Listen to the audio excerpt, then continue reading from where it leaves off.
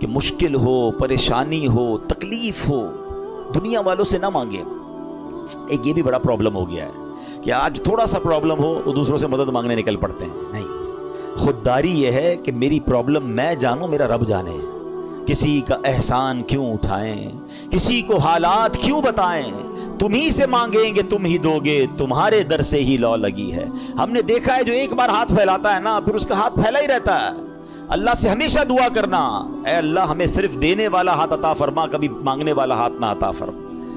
مشکل آتی ہے انسان پر، کوشش کرے کہ کسی کی مدد نہ لینی پڑے۔ اللہ اور اس کے رسول اپنے معاملات کم کر دیں، اپنے خرچے کم کریں، اپنے معاملات کو جتنا ہو سکے منیمائز کر دیں، تو کسی سے مدد نہ مانگیں۔ اور یہی اسلام کو مطلوب ہے کہ بندہ خودداری کے ساتھ چلے۔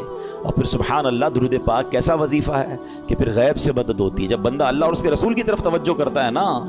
شاعر کہتے ہیں نا، ہر درد کی دوا ہے، ہر درد کی دوا ہے صلی علی محمد، تعویذ ہر بلا ہے صلی علی محمد صلی اللہ علیہ وسلم۔ تو ہمیں درود پاک کثرت سے پڑھنا ہے۔ اور ادھر امیر آدمی کے ساتھ کیا ہوا کہ آل رسول کی خدمت، سید زادگان کی خدمت کی تو اللہ نے اسے ایمان کی دولت عطا فرما دی۔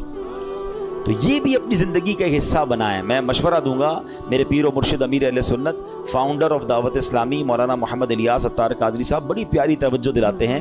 آپ فرماتے ہیں جس نبی کے در کا صدقہ ہم کھاتے ہیں نا، ان کی آل کی خدمت کیا کرو، وہاں سے اور عطا کیا جائے گا۔ تو ہمیں کیا کرنا چاہیے، اپنی انکم کا پاسبل ہو نا تو 1%، 2% جتنی اللہ نے آپ کو توفیق دی ہے، وہ فقط سید صاحبان کے لیے الگ رکھ لیں۔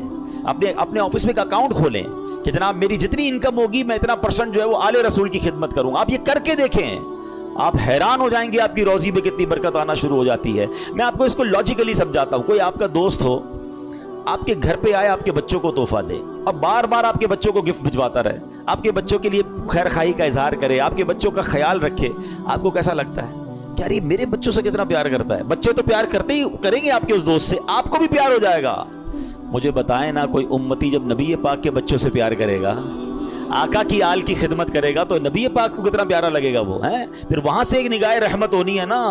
سارے بگڑے کام سنور جانے ہیں۔ بریلی کے تاجدار اعلیٰ حضرت یہی تو سمجھاتے ہیں کہ تیری نسل پاک میں ہے بچہ بچہ نور کا، تیری نسل پاک میں ہے بچہ بچہ نور کا، تو ہے عین نور، تیرا سب گھرانہ نور کا۔ سرکار کی آل کی خدمت یہ بہت بڑی سعادت ہے۔ کوئی ایک فیملی ڈھونڈ لیں، کوئی ایک خاندان ڈھونڈ لیں اور بس اس کو باندھ لیں کہ بھئی اب میں نے اس کی خدمت کرنی ہے۔ یہ سمجھ لیں آپ اس کی خدمت نہیں کر رہے ہیں، یہ آپ اس کو پیش کر رہے ہیں اور اس کی برکتیں آپ کو ملنا شروع ہو جائیں گی۔ دیکھیں سید صاحبان کا ایک مسئلہ بھی سمجھ لیں۔ آج کے دور میں پرابلم یہ، لوگ پہلے تو زکوٰۃ پوری نہیں نکالتے، زکوٰۃ کے علاوہ پیسے ویسے نہیں دیتے۔ اب سیدوں کو زکوٰۃ ویسے نہیں لگتی، وہ تو مال کا میل ہے نا، میل دو گے کیا مال کا سرکار کی آل کو؟ تو اب وہاں دینا تو صاف پیسہ چاہیے تھا، لوگ صاف پیسہ خرچ ہی نہیں کرتے۔ تو سید صاحبان کہاں جائیں گے؟ جو غریب سید صاحبان ہیں وہ کدھر جائیں گے؟ ہمیں یہ خیال رکھنا ہوگا کہ جیسے میرے بچے ہیں نا، یہ میرے آقا علیہ الصلوۃ والسلام کی اولاد ہے، یہ ان کی نسل میں سے ہیں، تو جس طرح اپنے بچوں کا خیال رکھتے ہو، ایسے کوئی ایک فیملی، کوئی ایک بچے جو ہیں، کچھ بچے سید فیملی کے اپنے ذمے لے لیں اور پھر آپ دیکھیں انشاءاللہ۔ اور آپ غور کریں گے نا، آپ کو آس پاس ہی مل جائیں گے، بس ایسا نہیں ملیں گے۔ آپ تھوڑا سا غور کریں گے، ہو سکتا ہے آپ کے ملازمین میں سے ہی کوئی ہوں گے، آپ کے آس پاس پڑوسیوں میں سے کوئی سید فیملی نکل آئے گی۔ تو یہ خدمت کریں اور پھر دیکھیں کہ اس کی برکتیں کیسے نصیب ہوتی ہیں۔ اللہ پاک ہم سب کو آل رسول کا خدمتگار بنا دے۔ وہ پڑھتے ہو نا شجرے میں شعر، دو جہاں میں خادم آل رسول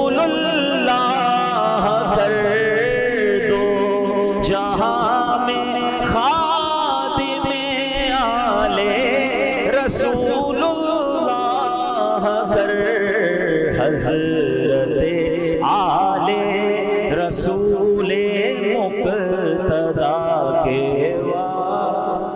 ہاں، جس کو ادھر بھی نوکری آل رسول کی مل گئی نا، پنجتن کی غلامی ادھر مل گئی اور ادھر بھی نوکری مل گئی، اس سے اچھی کون سی نوکری ہے؟ نیازی صاحب لکھتے ہیں نا، مجھ پہ کتنا نیازی کرم ہو گیا، دنیا کہنے لگی پنجتن کا گدا، اس گھرانے کا جب سے میں نوکر ہوا، سب سے اچھی میری نوکری ہو گئی۔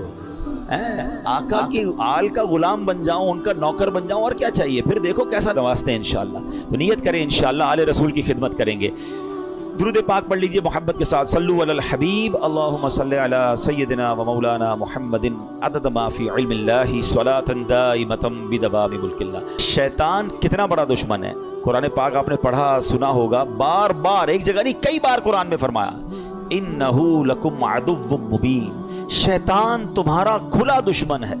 ایک جگہ ارشاد ہوتا ہے ان الشیطان لکم عدو فاتخذوہ عدوا, فرمایا بے شک شیطان تمہارا دشمن ہے اور تم بھی اسے اپنا دشمن سمجھو.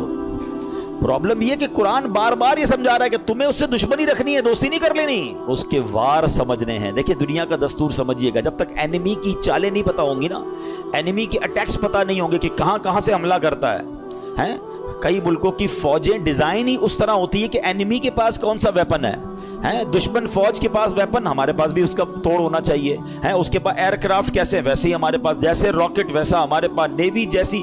بندہ یہی تو سوچ کے پلان کرتا ہے کہ دشمن کدھر سے اٹیک کر سکتا ہے. تو شیطان کو تو اللہ قرآن میں فرما رہا ہے تمہارا دشمن, اور تم بھی اسے دشمن سمجھو. مگر بدقسمتی یہ ہے کہ بہت بڑی تعداد جو ہے وہ شیطان سے دشمنی نہیں دوستی کر لیتے ہیں. کتنی بری بات ہے. اللہ کا بھی دشمن ہے, ہمارا بھی دشمن ہے, اور اس سے دوستی کر رہے ہیں. قرآن میں ایک جگہ رب ارشاد فرماتا ہے افتتخذونہ وذریتہ اولیاء من دونی وہم لکم عدو بئس للظالمین بدلا. فرمایا تو اے لوگوں کیا تم اسے اور اس کی اولاد کو میرے سوا دوست بناتے ہو, حالانکہ وہ تمہارے دشمن ہیں, ظالموں کے لیے کیا ہی برا بدلہ ہے. اللہ فرماتا ہے وہ تمہارے دشمن ہے, دوست مت بنانا. اور یہ اتنا خطرناک دشمن ہے, اتنا مکار دشمن ہے, اس کے ایسے ایسے وار ہیں آپ حیران ہو جائیں گے. شیطان کبھی ادھر سے حملہ کرتا ہے, کبھی ادھر سے. اچھا پرابلم یہ کہ ایک تو شیطان کو پہلے سیویئر دشمن سمجھنا شروع کر دیں. مثال کے طور پہ آپ کو کوئی یہ کہہ دے کہ یار ایک بندہ ہے, اس نے پلان کیا ہے کہ آپ کو مار دے گا. آپ بتائیں کہ آپ سکون سے سو جائیں گے؟ آپ پریشان ہو جائیں گے کہ اچھا میری جان لینا چاہتا ہے. ہاں وہ اس نے بنا پلان کیا ہوا ہے کہ آپ کو اڑا دے گا. اب آپ پولیس کے پاس جائیں گے, آپ اپنے گارڈز رکھنے کی کوشش کریں گے, معلومات کریں گے یار اس کا پلان کیا ہے, کیسے اٹیک کرے گا. دنیا میں کوئی میری جان لینا چاہے, جان لے سکے نہ لے سکے, میری نیند تو اڑا دیتا ہے. تھریٹ آ جائے تو بندہ, کسی کو پرچی آ جائے, کراچی میں تو بہت سارے واقعات چلتے رہتے ہیں نا, ہمارے پاس ہی بیچارے لوگ دعا کے لیے آتے ہیں, بھائی فون آ گیا ہے, فلاں چیز آ گئی ہے, ہوتا کچھ نہیں ہے, اس بیچارے کی نیند توڑ جاتی ہے. اللہ تعالی ہم سب کو عافیت میں رکھے, ان ظالموں کے ظلم سے بچائے, دہشت گردوں کی دہشت گردیوں سے بچائے. مگر these are all examples for all of us, کہ یہ جب ہمارے ساتھ ہوتا ہے تو ہمارا کیا حال ہو جاتا ہے. افریقہ کے کئی ملک ہیں جہاں کڈنیپ کی دھمکیاں اور پتہ نہیں کیا کیا چل رہا ہوتا ہے دنیا میں. اچھا آپ میں سے کچھ لوگ ہوں گے کہیں گے یار مجھے تو کوئی دھمکی نہیں آئی, اللہ کا شکر, اللہ کرے کبھی آئے بھی نہ آپ کو. مگر یہ والی دشمنی تو قرآن نے بتا دی ہے نا, یہ دھمکی تو آپ کے پاس موجود ہے, یہ اٹیک, اور یہ دشمن آپ کا بھی ہے. وہ دشمن ہو نہ ہو, یہ دشمن سب کا ہے. قرآن کہہ رہا ہے تمہارا کھلا دشمن ہے. کیا اس کے لیے کوئی پلاننگ کی, اس سے بچنے کا کوئی غور کیا, اس کے لیے کسی کے پاس گئے کہ یار یہ کدھر کدھر سے حملہ کر سکتا ہے. مجھے ایک بات بتائیں, کوئی میری جان لے سکتا ہے دنیا میں, میری دولت لے سکتا ہے, مگر یہ سب چیزیں کم ہے, شیطان میرا ایمان لے سکتا ہے. اس سے قیمتی چیز کوئی نہیں ہے میرے پاس. اگر ایمان ہی چلا گیا تو پھر کیا ہے میرے پاس. وہ ایکچوئل اس کا جو الٹیمیٹ گول ہے نا شیطان کا, یہ سمجھنا ہوگا, اس کا الٹیمیٹ گول یہ ہے کہ وہ میرا اور آپ کا ایمان چھین لے اور ہم دنیا سے بے ایمان ہو کر جائیں.